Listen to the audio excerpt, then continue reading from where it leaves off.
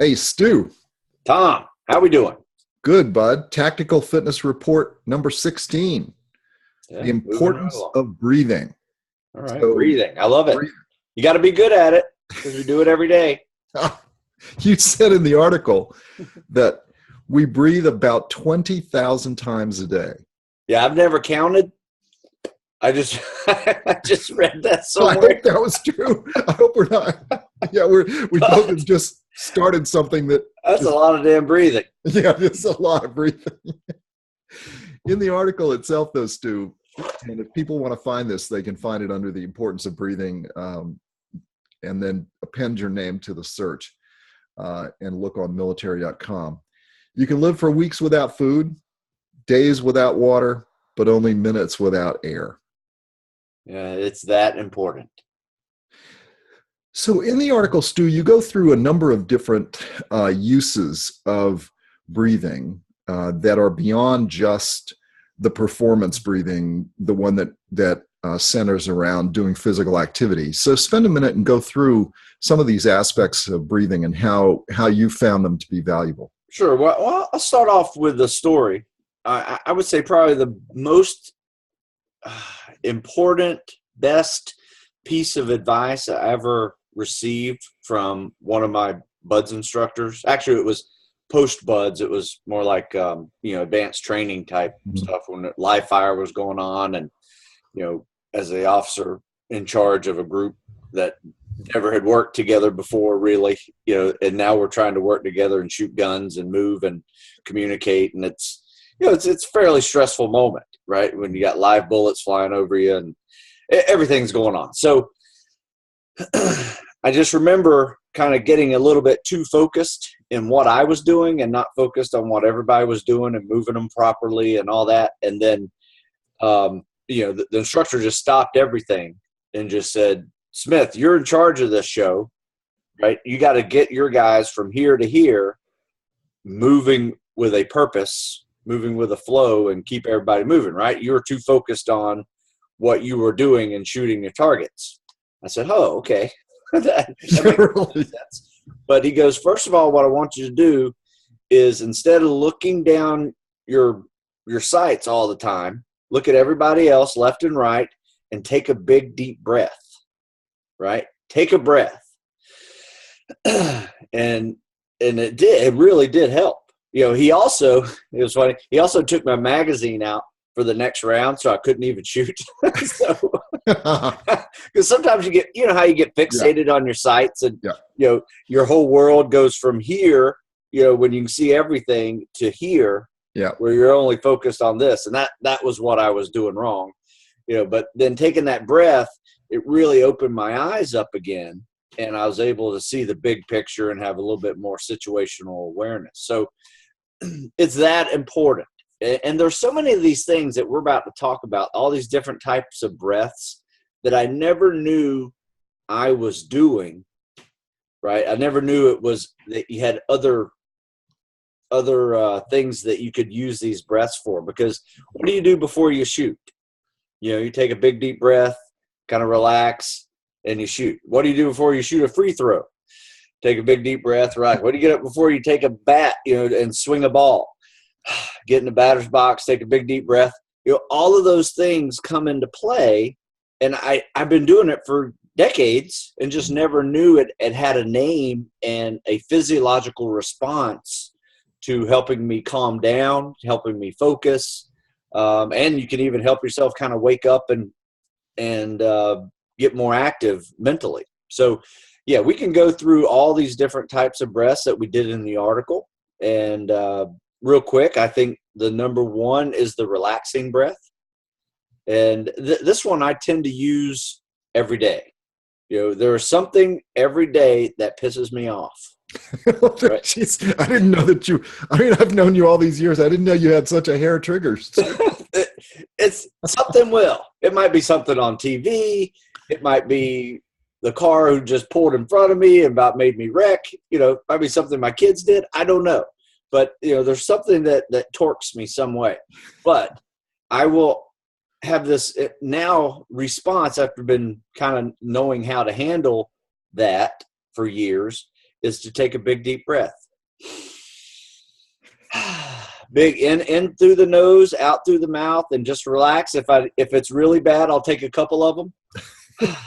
Take a couple big deep breaths and just kind of let those butterflies calm down. It could be something as, right before a presentation, doing a big presentation in front of hundreds of people. Butterflies are flying, you're getting a little amped up. A couple big deep breaths helps you alleviate some of that anxiety. So I think that's number one, is probably the most useful tool in breathing for me on an everyday basis. You told me that Denise watches for that, and when she sees it, she asks you what's going on, right? Oh yeah, she can definitely tell when something bothers me, because she notices that big deep breath. But it's better than me, smacking somebody or or yelling at somebody in haste. It's just a way for me to collect your thoughts. It's almost like count to 10 before you say anything, type of thing. Whenever your parents would say, don't just smart mouth all the time, just take a big deep breath and count to 10 before you have anything to say after somebody has offended you or made you angry or whatever. But, life or death situation is completely different. You may not need that breath. You may want to, boom, hit that natural reaction and, react in a split second to save a life or your life. So there's hormonally, it's the very same thing. I mean, you perceive a threat to come in, and hormonally, whoosh, you got all that adrenaline rushing to you, whether it's, in the form of, you accidentally, running off the side of the road and you got all this adrenaline coming. Your body thinks and your mind thinks you're going through a life or death situation. It responds accordingly, pumps on all those hormones in there, and you're like that. So that relaxing breath can help you deal with it when it happens in a not so life or death situation, but the same hormones are pumping in there. Yeah. Stu, you also mentioned that you can use breathing to wake yourself up. Yeah. You know what? Caffeine to do the same thing, I think, but no, just good. Excellent. But it's kind of like this presentation, right? I would hate to have a several hour long presentation where you and I are sitting here talking to each other, though I love you, and I could probably do that, but not many people want to watch. And here's what would be happening if they were watching us talk for a couple hours. People would be like this. Yes, exactly. So if you're in class, you're in a situation where it's kind of boring and you need to stay awake. One of the things we used to do is, one, we'd stand up. It's hard to fall asleep when you're standing up. Two, and we'd take these, we call them wake up breaths, kind of. So, and you just breathe in and out of your nose real fast for about 30 seconds. So it looks kind of funny and it sounds kind of funny, but it's just, you almost kind of hyperventilating a little bit, and it gets your heart rate up. And, if you do it for about 30 seconds, you kind of got a little bit of lightheadedness going on and your heart rate's up. You almost even break a sweat a little bit. And I promise you will be awake for at least a couple minutes. You might have to do it again, 10 minutes later. But yeah, the wake up breath, it's something that's out there. Do I use it every day? No, but it's something that I have done in the past, along with like a, big thing of caffeine to stay awake during a long drive or something like that, if I'm, starting to get a little tired. Yeah, that was the thing I was thinking, where in most lives, it's where you have to stay awake. It's where you're driving late at night. I used to always use the old open all the windows routine. If you start to feel that way, but that kind of nose breathing for and where you get yourself in almost a hyperventilation situation, then your body has to work to recover from it, does change the whole dynamic and keep you going for a while, for sure. I mean, like I said, it's something out there. It works, and give it a try if you need it. Yeah, and I imagine that a number of people that are our viewers and listeners do need that periodically. The more common one, Stu, that you've taught for years and we all learned is the running breath, and let's separate that out from the PT breath, because that's also the one that matters, right? Breathing during working out. But talk a minute about the running breath and why that's important to do it the way you suggest. Yeah, once you learn how to breathe properly when you run, you will find that you will run faster and be able to run longer, right? Because what a lot of people screw up with when they're running is, and you see it all the time, people are almost hyperventilating when they're running. They're running and they're going, and they're just barely even jogging, right? Mm-hmm. They haven't really gotten a rhythm of breathing. I think one thing that probably helped me with learning how to breathe with a rhythm was swimming. Because if with swimming, you got a 1, 2, 3, breathe, 1, 2, 3, breathe, or you pick a number, 1, 2, 3, 4, breathe. You have to be in a rhythm when you are swimming. Yeah. So running's really the same thing. Some people like this 1-to-1 ratio type of thing. So where you run 2 to 3 steps inhale. I usually try to run 3 steps inhale, 3 steps exhale. But as I get going a little faster, I might have to exhale a little faster and maybe drop everything out at 2. So it's left, right, left while you're inhaling, right, left, right while you're exhaling. Left, right, left, right, left, right, left, right, left, right, left. So, and, I find it drops your heart rate. So one, if you're hyperventilating, what's going to happen? Your heart rate's going to increase. You're going to be in that anaerobic zone. You're going to be burning all your sugar, and you just don't have a lot of ability to run at that level for very long. You're just going to start getting slower and slower and slower.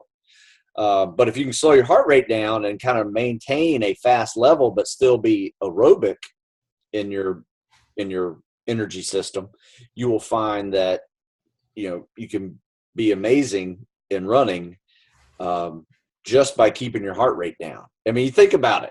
You can't run a marathon in, what is it now, 2 hours and 12 minutes or whatever like that, running 430 miles for 26 miles. You can't run that and be anaerobic. No. Right? I mean, it's amazing to me that someone could even run a sub 5 mile and be aerobic. I've run a sub 5 mile once, and it was 1 mile, and I was puking on the other end. And, I mean, my heart rate was so high. It was like one of those full out, all you can do, let's see what we can do for a mile.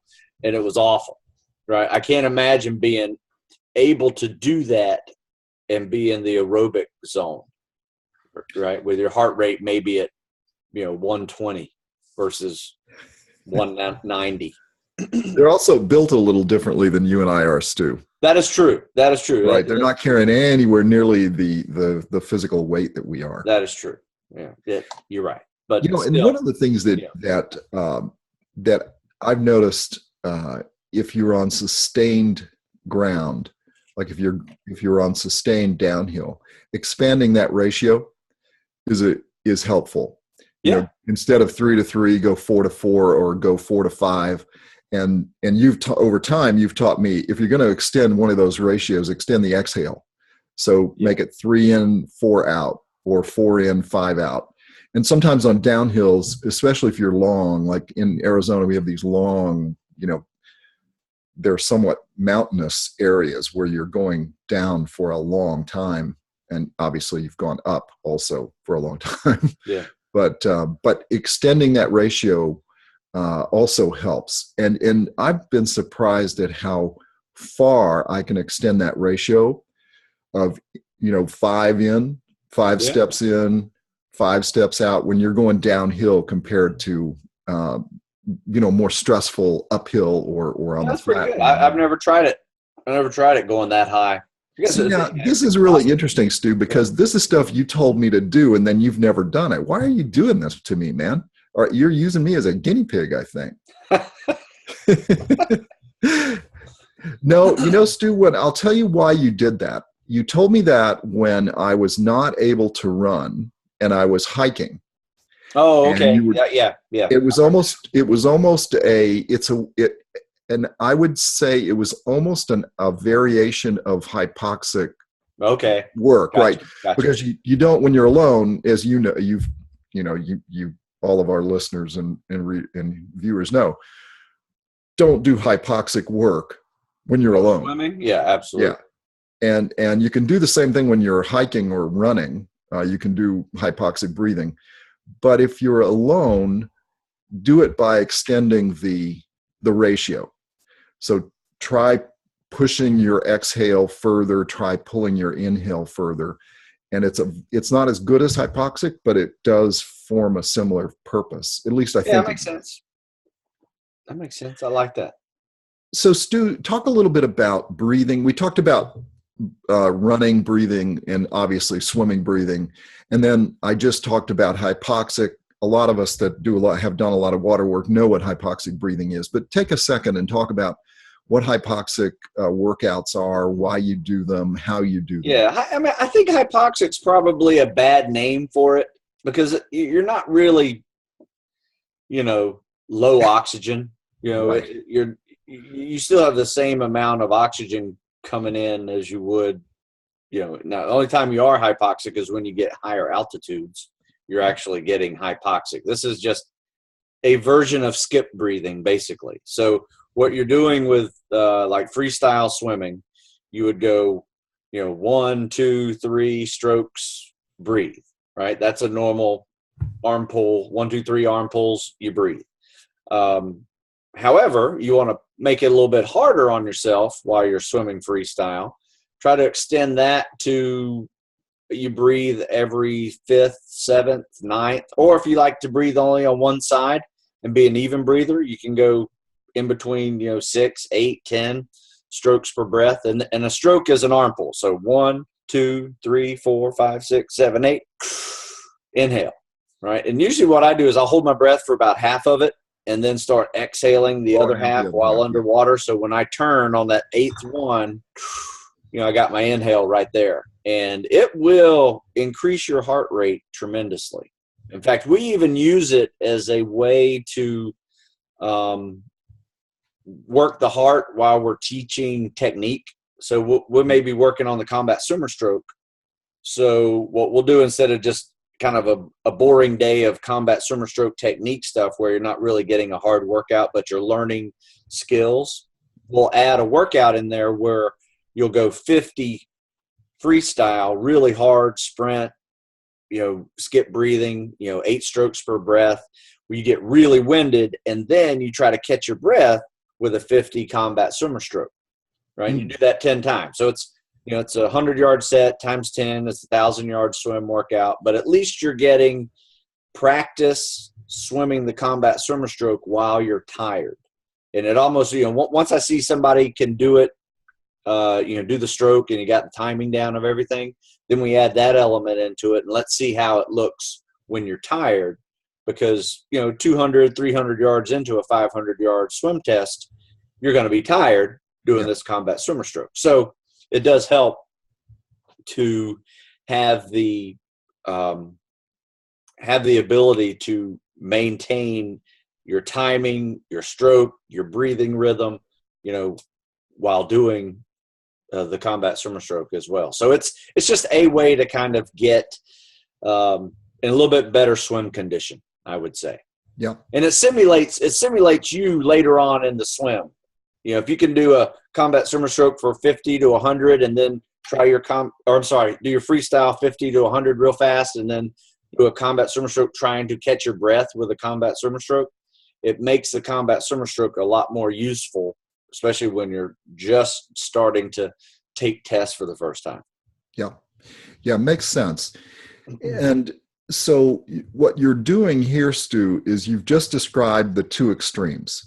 You've described how you can use breathing to calm yourself down, lower your heart rate.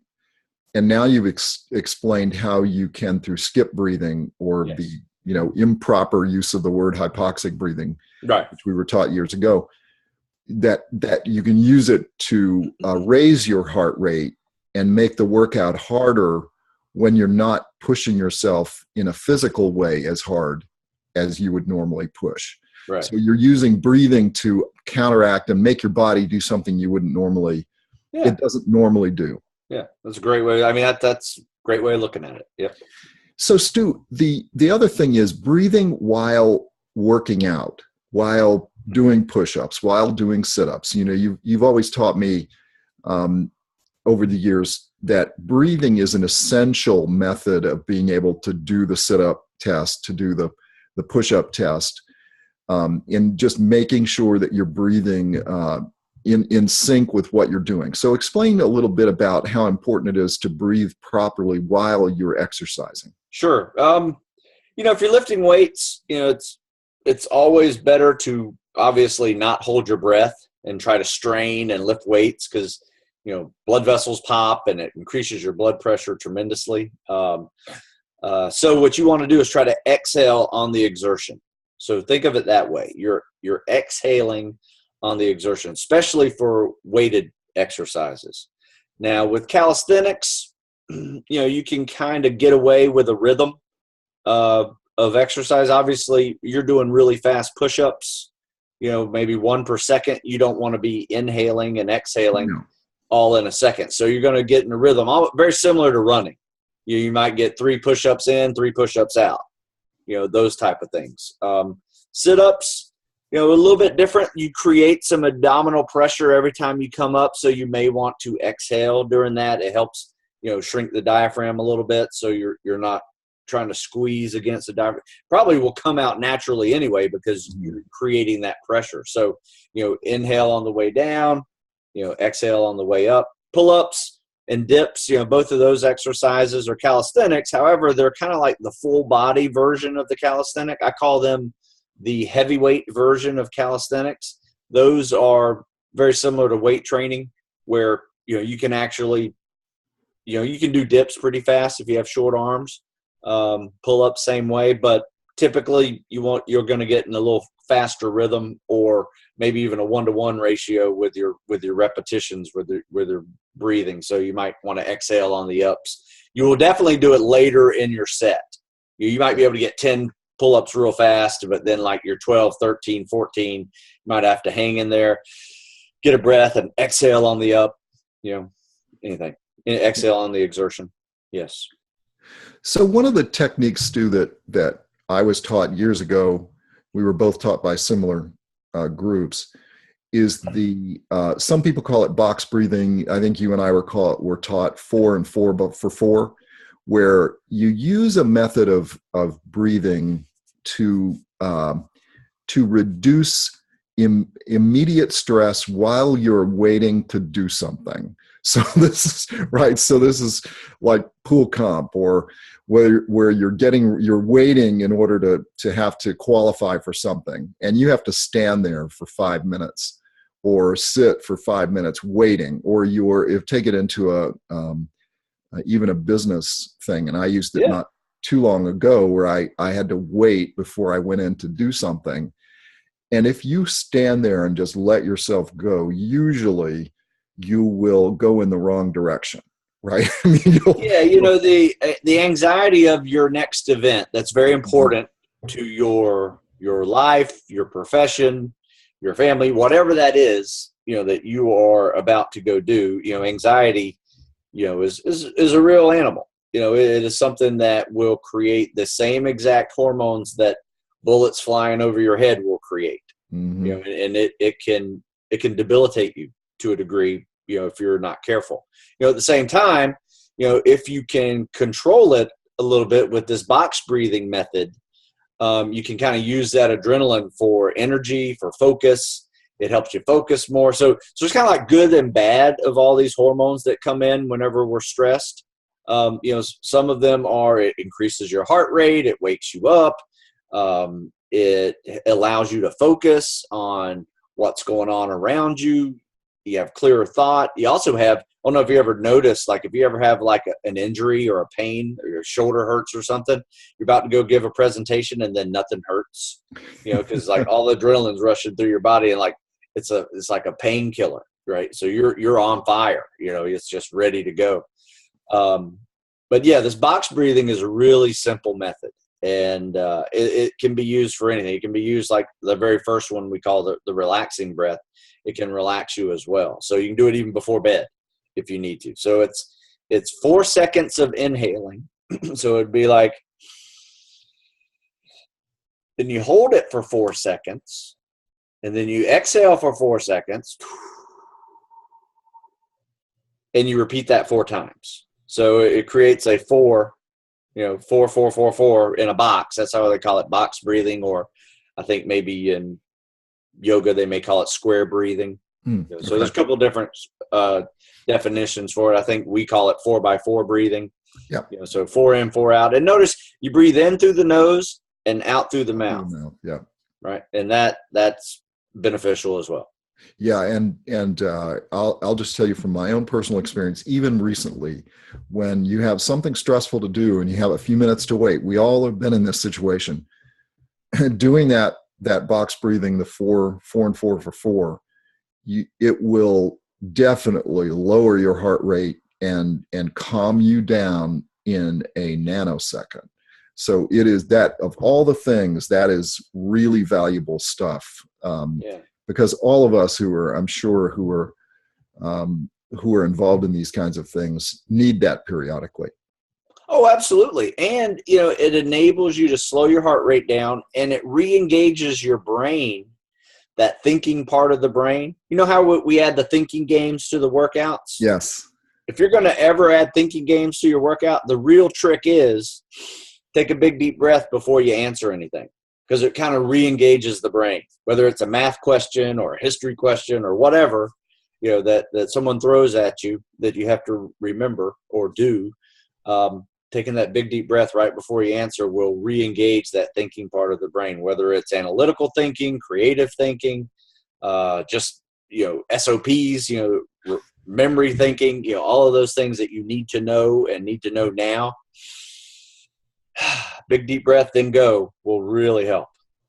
All right, buddy. So summarize this for people about how to use their breathing in everything they do. You know what?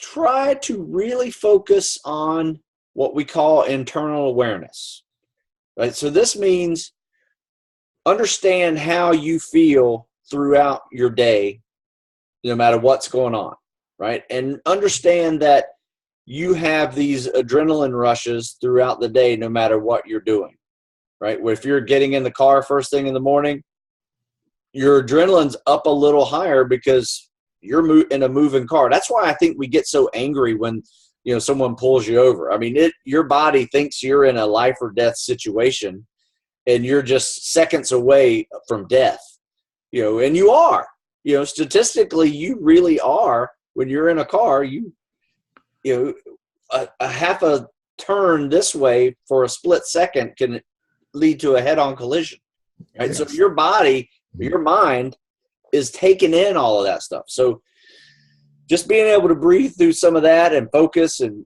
and not be angry because somebody makes a mistake and they pull out in front of you and maybe you're in their blind spot and they didn't see you. No need to escalate anything and start flipping birds and, pull out your gun and, yes. Just having a blind spot in their vehicle. Right. So, just breathe through it. Yep. Just breathe through it and let it go. You'll be much better off the rest of your day. So and then use it on the other end. One of many ways that breathing is going to help you, but it takes some internal awareness to know that you need to be able to breathe, whether that's working out, whether that is, like I said, in a risky situation, a high stress situation where you're about to need to perform, all of those things, you can use breaths for. Sounds good, buddy. So we've used up our time today.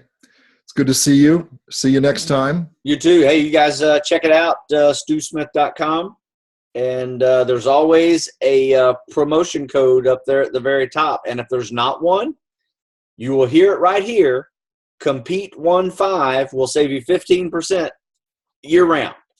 So that's awesome. Compete everybody. 15 promotion code. Compete 15 promotion code will save you 15%. So if you're listening to this, good job. All right, buddy. Later, pal. All right. Thank you. We'll see you.